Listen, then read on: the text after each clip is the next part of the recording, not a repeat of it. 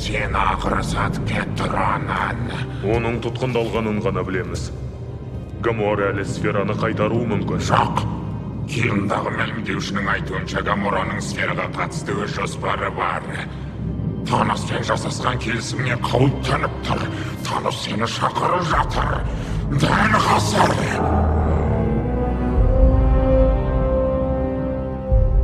Ғибадатхана, Таностың қожалығы.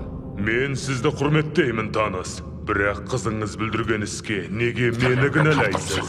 Біріншіден, ол қайдағы біреуден жеңіліп қалды. Гамора сенің қарамағыңда болды. Сосын оны Нова корпусы тұтқындады.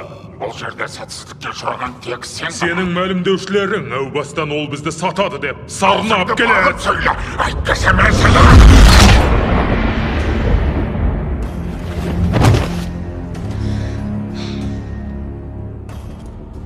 Бұл мәселеге мұқияттырақ болуыңды қалаймын.